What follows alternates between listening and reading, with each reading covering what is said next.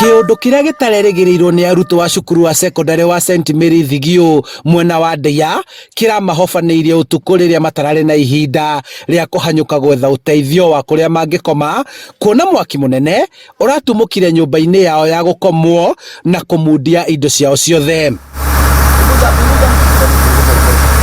Mwaki uyu uria urambĩrĩirie mathaa ma thaa 3 cia utuku na gũtuĩka ni uracũngĩrĩirie hathara ya makiri ma mbeca kũrĩ cukuru uyu.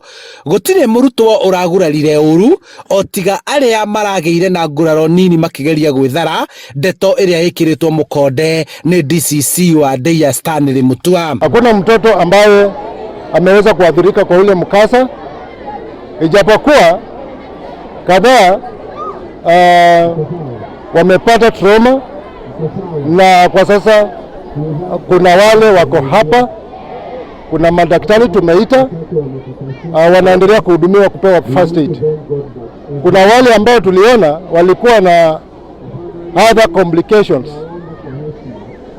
kama wale asthmatic, kama wawili tumeweza kukimbiza kwa hospitali na kwa sasa wanaendelea kupata huduma ya kwanza. Kwa hiyo doma kuna kitu tumeokoa, all the beddings got burnt plus the toilets. Hakuna kitu tumeokolewa.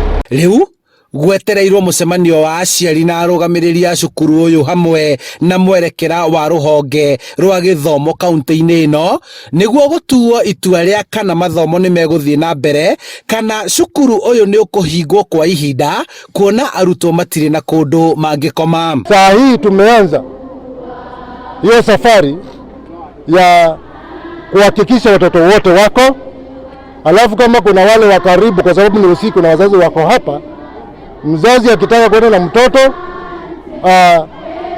itakuwa decided, itaamuliwa apewe mtoto aende naye.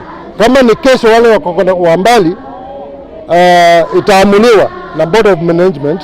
Kihumo kia mwaki uyu gitire kirakũrĩkana, no borithi nĩ mambĩrĩirie uthuthuria. Tuweze kuwa na gari ya ambulance ikuwe standby upande wa Ndeia, ikuwe host pale Ndeia Health Center, na tuweze pia kupata gari na moshi. Hakuna mtoto yote ambaye ameathirika kwa sababu ya moto, na pia tunashukuru Mungu kwa sababu sasa mambo yametulia, moto imezimwa.